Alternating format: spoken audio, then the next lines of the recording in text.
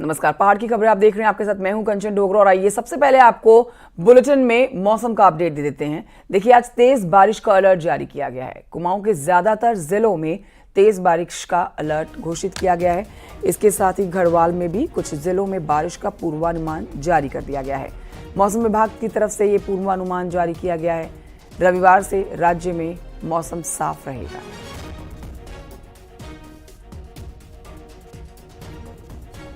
हमारे साथ हमारे सहयोगी जुड़ेंगे और जानकारी देंगे मौसम पर। मौसम विभाग ने गढ़वाल मंडल में कुछ जगहों के लिए अलर्ट जारी किया है। तो मौसम विभाग का ये अलर्ट, जहां पर कल यानी कि रविवार से मौसम साफ रहेगा, लेकिन उससे पहले बारिश हो सकती है कई जगहों पर।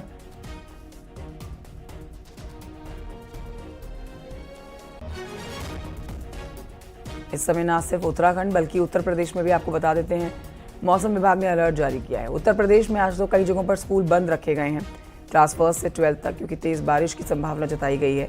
साथ ही उत्तराखंड में भी मौसम लगातार बदला हुआ है। दीपांकर से और जानकारी ले लेते हैं, फोन लाइन पर मौजूद है। दीपांकर, मौसम पर क्या अपडेट है?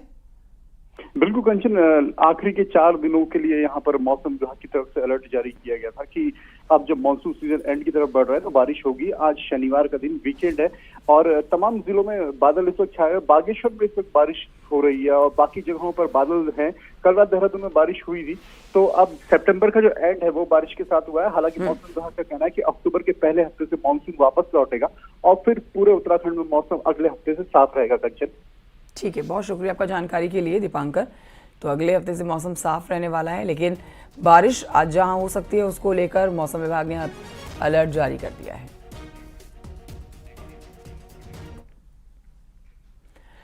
और आइए बढ़ते हैं आगे। आपको बताते हैं, केदारनाथ धाम को जाने वाले पैदल रास्ते पर शुक्रवार को एक बार फिर से लैंडस्लाइड होने से 2 लोग इसकी चपेट में आ गए हैं। जानकारी के मुताबिक भीमबली के पास में एक छोटी सी दुकान चलाने वाले दंपत्ति इस लैंडस्लाइड की चपेट में आए हैं। दोनों को चोटें भी आई हैं। मलबा आने से राकेश कुमार और उनकी पत्नी प्रभा देवी दोनों घायल हुए हैं। प्रभा देवी के सिर पर काफ़ी चोटें बताई जा रही हैं और उनको हायर सेंटर भी रेफर किया गया है। हालांकि दोनों अस्पताल में भर्ती है, दोनों का इलाज जारी है।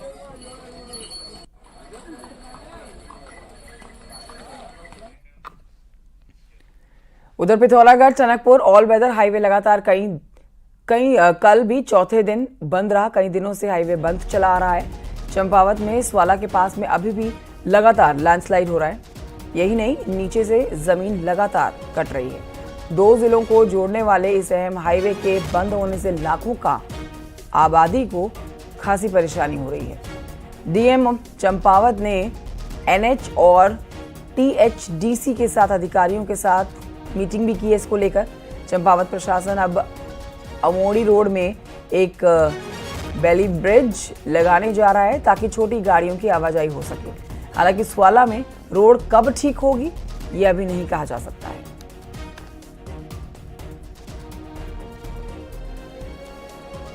अमखड़िया रोड है और एक हमारे यहाँ से अमोड़ी छतकोट रोड है कि जहाँ पे वो करीब लगभग 12-13 किलोमीटर का डिटूर है। हमने एक बेली ब्रिज का शासन से अनुरोध किया था, वो हमें प्राप्त हो चुका है। वो नैनीताल से आ रहा है।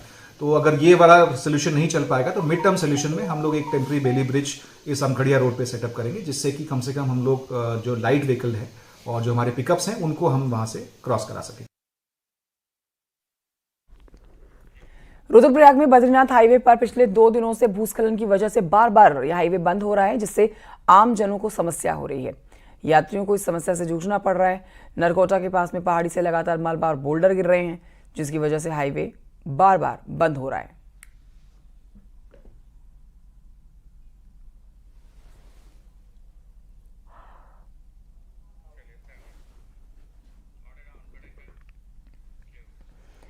और अब आपको बताएं कि अभी 35 दिन की केदारनाथ यात्रा बाकी है और 3 नवंबर को केदारनाथ के कपाट बंद होंगे। लेकिन उससे पहले अब तक केदारनाथ 12 लाख भक्तों ने दर्शन किए हैं।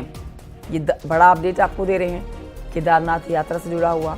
लेकिन आप ये भी जानिए कि 12 लाख अगर केदारनाथ तो 10 लाख से ज़्यादा 10,30,000 यात्री बताए जा रहे हैं जो बद्रीनाथ दर्शन कर चुके हैं।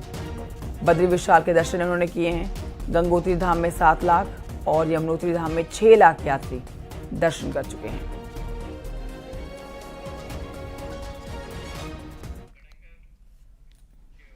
उत्तराखंड की जमीन की खरीद फरोख्त की अब बात करते हैं, जिसको लेकर एक बड़ा अपडेट आया है सामने। धामी सरकार राज्य में जमीन खरीदने को लेकर पहले बनाए गए नियमों में एक बड़ा बदलाव करने जा रही है। इसको सख्त किया जाना है। भू कानून लागू करने की दिशा में एक बड़ा कदम यहां उठाया जा रहा है। मुख्यमंत्री पुष्कर सिंह धामी ने कहा है कि बजट सत्र तक इस पर ठोस काम किया जाएगा।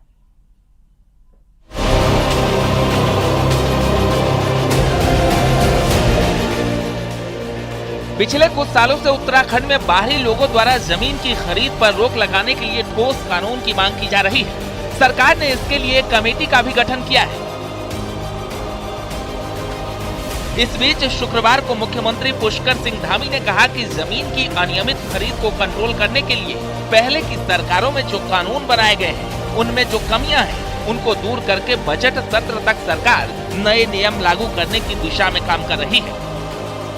मुख्यमंत्री ने ऐलान किया कि नगर निकाय क्षेत्रों के बाहर प्रति परिवार 250 वर्ग मीटर की जगह कई परिवारों ने अलग अलग नाम से कई भूखंड खरीद ली, जबकि वो अधिकतम 250 वर्ग मीटर ही जमीन खरीद सकते थे।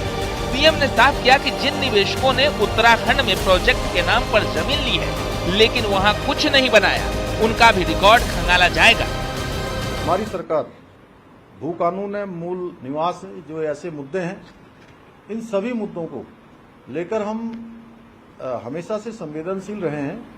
हम संवेदनशील हैं और अगले बजट सत्र में हम उत्तराखंड की जो भौगोलिक परिस्थितियों के अनुरूप इस पर, चूंकि पहले से एक कमेटी बनी हुई है, कमेटी काम कर रही है, प्रारूप बनाने के लिए कमेटी का गठन भी किया हुआ है, मुख्य सचिव की अध्यक्षता में उसमें काम चल रहा है और इसके अनुरूप एक वृहद भू कानून लाने के लिए हम प्रयासरत हैं। इस प्रकार से जिन लोगों ने लैंड बैंक बनाया है, लिया तो है कि हम रिजॉर्ट बनाएंगे, हम यहाँ पर निवेश करेंगे, यहाँ पर रोजगार बढ़ाएंगे, पर्यटन के लिए काम करेंगे, शिक्षा के लिए काम करेंगे, उस प्रयोजन का उन्होंने उपयोग नहीं किया है, तो ऐसी भी जो है जांच कर रहे हैं और इसमें भी जो लोग पाए जाएंगे उनके ये कानून बनने के बाद बहुत सारे लोगों ने अपने ही परिवार के अलग अलग नामों से कई सारे भूखंड खरीद लिए हैं, जो कि इन प्रावधानों को, जिन उद्देश्यों के साथ इसका प्रावधान किया गया था, उसके अंतर्गत नहीं आता है और हम ऐसी सभी जमीनें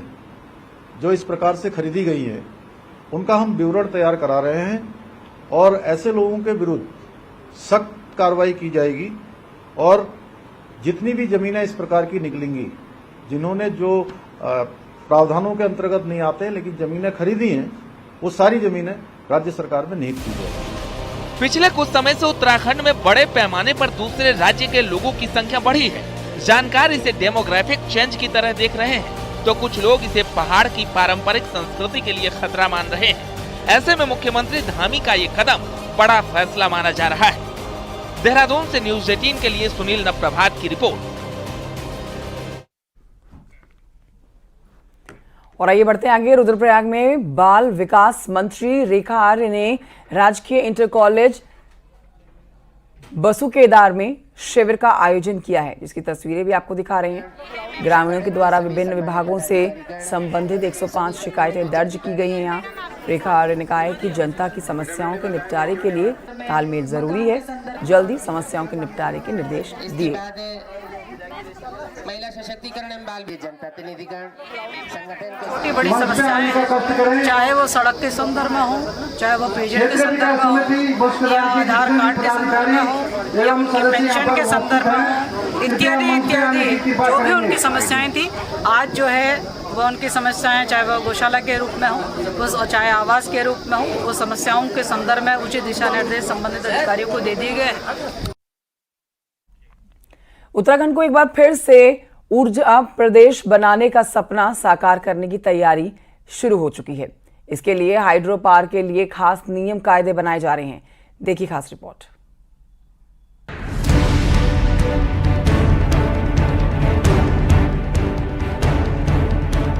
प्रदेश में जैसे ही हाइड्रो प्रोजेक्ट के लिए नींव रखी जाती है, वैसे ही प्रोजेक्ट के खिलाफ प्रभावित लोगों का प्रदर्शन शुरू हो जाता है, जिसके चलते कई हाइड्रो प्रोजेक्ट पक्का काम शुरू होने से पहले ही खटाई में पड़ जाता है। लेकिन अब सरकार ने हाइड्रो प्रोजेक्ट के लिए नई पॉलिसी तैयार की है, जिसमें किसी भी इलाके में तैयार होने वाले हाइड्रो प्रोजेक्ट पर होने वाले खर्चे का 1% पैसा उस इलाके के डेवलपमेंट पर खर्च होगा, साथ ही परियोजना से बिजली उत्पादन होने के बाद 1% पैसा प्रभावितों के खाते में पहुंचेगा और ये पैसा तब तक दिया जाएगा जब तक परियोजना से बिजली उत्पादन होगा। संबंधित डिस्ट्रिक्ट मजिस्ट्रेट और जो स्थानीय लोग हैं प्रभावित उनकी समिति द्वारा, तो इस कोष में परियोजना लागत का 1% जमा किया जाएगा। इस पॉलिसी का लाभ प्रदेश के उन हाइड्रो प्रोजेक्ट से शुरू होगा जो साल 2008 के बाद बनकर तैयार हो चुके हैं। वहीं परियोजना से प्रभावित लोगों ने भी सरकार की इस योजना की सराहना की। यदि सरकार इस टाइप का कोई प्रावधान कर रही है कि भाई जो भी परियोजना बन रही है या बन गई है या बन रही है करके, यदि उसमें उसका प्रॉफिट का 1% भी जो उनको प्रभावितों को देती है तो बहुत अच्छी बात है, मिलना भी चाहिए।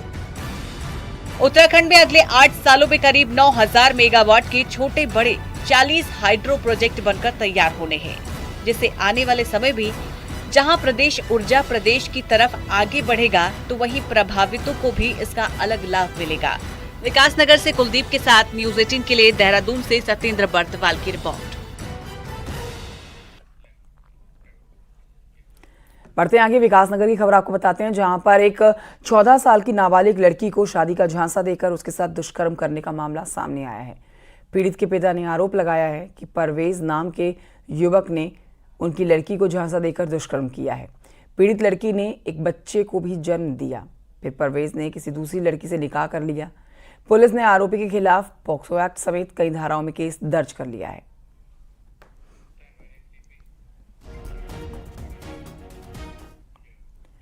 जोशीमठ शहर क्षेत्र में एक बार फिर से भालू का आतंक दिखाई दिया है।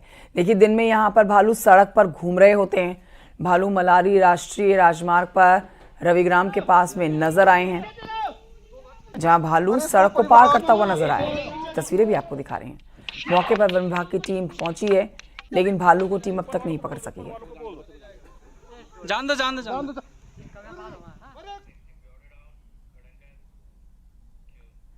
गाजीपुर से समाजवादी पार्टी के सांसद अफजाल अंसारी के कुंभ वाले बयान को लेकर अब साधु संतों में नाराजगी देखी जा रही है। कुंभ मेला शुरू होना है और साधु संतों ने जो अफजाल अंसारी ने बयान दिया है उस पर अपनी आपत्ति जताई है। हरिद्वार में अखिल भारतीय अखाड़ा परिषद के अध्यक्ष महंत रविंद्र पुरी ने अफजाल अंसारी के बयान को निंदनीय बताते हुए साधु संतों से माफी मांगने की नसीहत दी है।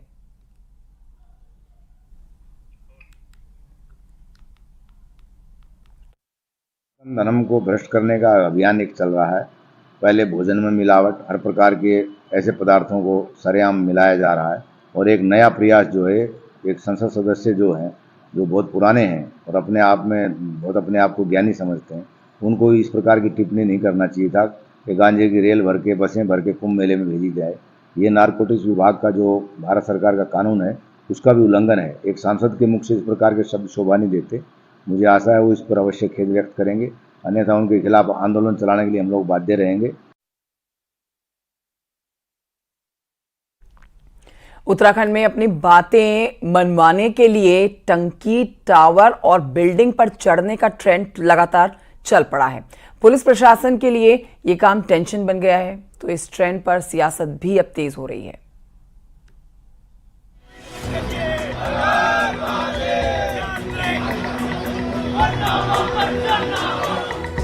देहरादून की इन दो तस्वीरों को देखिए। पहले परेड ग्राउंड के सामने पानी की टंकी है, जहां बेरोजगार संगठन के दो युवाओं को प्रशासन 20 घंटे बाद नीचे उतार पाया, इस भरोसे के बाद कि उन्हें प्रमुख सचिव मुख्यमंत्री से मिलवाया जाएगा। दूसरी तस्वीर सबसे बड़े डीएवी पीजी कॉलेज की है, जहां 18 दिन से चल रहा धरना खत्म हो गया, लेकिन उससे पहले अनशन पर बैठा छात्र आत्महत्या की बात करके छत पर चढ़ गया। देहरादून में एक ट्रेंड सा बन चुका है, जब अपनी मांगे मनवाने के लिए कोई बिल्डिंग की छत पर चढ़ जा रहा है, कोई टावर पर तो कोई पानी की टंकी पर। और ये मांगे कोई नाजायज मांगे नहीं है, जायज मांगे हैं। हम पुलिस में आयु सीमा बढ़ाने की बात करें, सिंपल सी मांग है। फॉरेस्ट गार्ड में आयु सीमा बढ़ाने की बात कर रहे हैं, सिंपल सी मांग है। वेटिंग लिस्ट जारी करने की बात कर रहे हैं, सिंपल सी मांग है। जो चयनित अभ्यर्थियों का कृषि और उद्यान विभाग में चयन होकर उनकी ज्वाइनिंग की सिंपल सी मांग कर रहे हैं। हमसे मिलने कोई नहीं आ रहा है, हम यहाँ कंटिन्यूअसली बोल रहे हैं। ना ही यहाँ शिक्षक संघ से हमने कहा था कि आप लोग हमारे समर्थन करिए, अगर आप लोगों के हाथ में ये चीज नहीं है, सरकार के हाथ में, तो आप लोग हमें समर्थन दीजिए। लेकिन शिक्षक संघ भी हमारी बातों को शायद सीरियसली नहीं ले रहा है और ना ही शासन प्रशासन की ओर से अभी तक कोई कार्यवाही हुई है, जिस वजह से मजबूर होकर हमारा छाती छत पर चढ़ा है। जहां एक तरफ टंकी बिल्डिंग टावर पर चढ़ने का ट्रेंड खतरनाक है, वहीं सवाल प्रशासन पर भी है। सवाल ये कि प्रशासन अगर वक्त पर बात सुन ले तो शोले वीरू बनने की नौबत न आए, वरना हाल ये होगा कि हर बिल्डिंग, टावर और टंकी पर एक ही कांस्टेबल तैनात करना पड़ेगा। कांग्रेस इस हाल के लिए बीजेपी को जिम्मेदार मानती है, तो बीजेपी का कहना है कि सरकार हर बात सुनने को तैयार है, पर बात सुनाने का ये तरीका गलत है।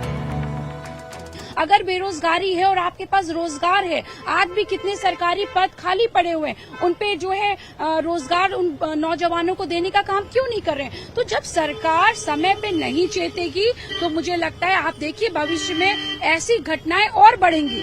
अपनी बातों को मनाने का ये तरीका नहीं हो सकता कि हम बिजली के खंभे पर चढ़ जाएं, हम पानी के टंकी पर चढ़ जाएं, हम कहीं से आत्महत्या करने की धमकी देने लग जाए। उन्हीं की सरकार भी है और तमाम सारे जनप्रतिनिधि है, लेकिन कृपया करके ये ना करें। लोकतंत्र में रैली, हड़ताल, धरना, प्रदर्शन आम बात है, लेकिन टंकी, टावर, बिल्डिंग पर चढ़ने का ये ट्रेंड खतरनाक है, क्योंकि मांग मनवाने के लिए मौत को दावत नहीं दी जा सकती। दीपांकर भट्ट, न्यूज़ 18, देहरादून। मसूरी से खबर, जहां पर विश्व पर्यटन दिवस के मौके पर मसूरी में शुक्रवार को आईएएस संजय कुमार की किताब का विमोचन राज्यपाल गुरमीत सिंह ने किया है। किताब में मसूरी के आसपास दिखने वाली 150 से ज्यादा चिड़ियों की तस्वीर और उनके बारे में जानकारियां एकत्रित की गई हैं। राज्यपाल ने कहा है कि उत्तराखंड बर्ड वॉचिंग के क्षेत्र में बड़ा डेस्टिनेशन बन रहा है और उम्मीद की जानी है ये चाहिए कि आने वाले समय में टूरिज्म सेक्टर और ज़्यादा ग्रोथ करेगा।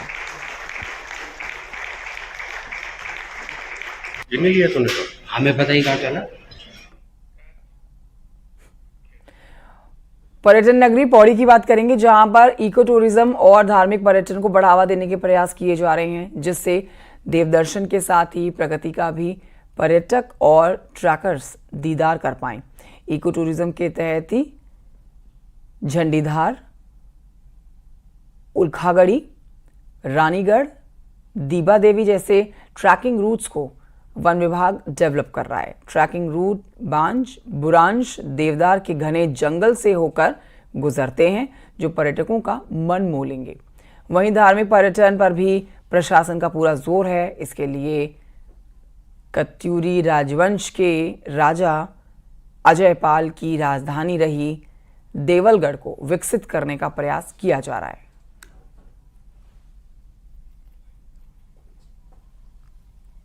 हाँ, इसमें देवलगढ़ को हम लोगों ने प्रायोरिटी प्रोजेक्ट के तौर पे लिया। जीएमवीएन का वहाँ पे ऑनगोइंग वर्क भी है, उसे भी मैंने खुद ने स्पॉट इंस्पेक्शन किया था। एक्सपेडाइट किए जाने का प्रयास किया जा रहा है। साथ ही जो केव टूरिज्म को हम लोग डेवलप कर रहे हैं, उसके लिए मेरे द्वारा भी कुछ फंड सैंक्शन किए जा रहे हैं, ताकि केव को डेवलप करके एक नए टूरिस्ट अट्रैक्शन के तौर पर हम लोग टूरिज्म के मैप पे ला सके।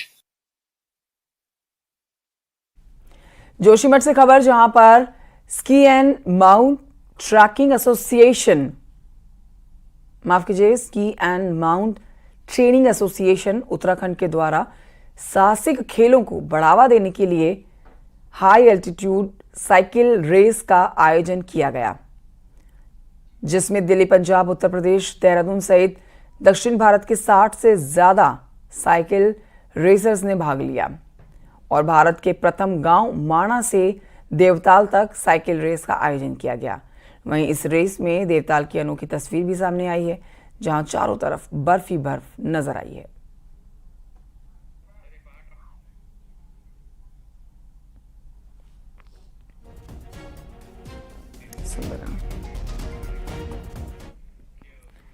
अब आपको दिखाते हैं पहाड़ की 10 बड़ी खबरें, पहाड़ टॉप 10 में। विश्व पर्यटन के मौके पर नैनीताल पर्यटन विभाग ने नैनीताल टू कैंचीधाम ट्रैकिंग का आयोजन किया। उत्तरकाशी के जखौल मोरी में पौराणिक सोमेश्वर महादेव मंदिर के जीर्णोद्वार के काम पर हाईकोर्ट ने रोक बरकरार रखी है। हरिद्वार में डीएम कमिंदर सिंह ने आज मेला अस्पताल पहुंचकर औचक निरीक्षण किया है और मरीजों की सुविधाओं की जानकारी ली। रुड़की में ढंडेरा के लोगों ने नगर पंचायत के दोबारा परिसीमन किए जाने की मांग पर धरना जारी रखा है। उत्तरकाशी में जिला विधिक सेवा प्राधिकरण की तरफ से पैरालीगल वॉलंटियर्स के लिए 3 दिन के ट्रेनिंग कैंप का आयोजन किया गया। रुड़की नगर निगम में पेंटिंग प्रतियोगिता का आयोजन किया गया है, जिसमें कई स्कूल के बच्चों ने हिस्सा लिया। बागेश्वर के गैरखेत गांव में नेपाली महिला की हत्या के बाद पति ने भी सुसाइड की कोशिश की है, हालत गंभीर बनी है। कोटद्वार को अलग जिला बनाने की मांग को लेकर कोटद्वार की पूर्व सैनिक संघर्ष समिति ने डीएम पौड़ी के माध्यम से मुख्यमंत्री को ज्ञापन भेजा। रुड़की के तेलीवाल पाडली गुज्जर गांव में मारपीट के मामले में पुलिस ने 19 नामजद लोगों पर केस दर्ज किया। और टिहरी में पर्यटन दिवस के मौके पर mountain bike and hiking team को रवाना किया गया है और लोगों को जागरूक किया गया है।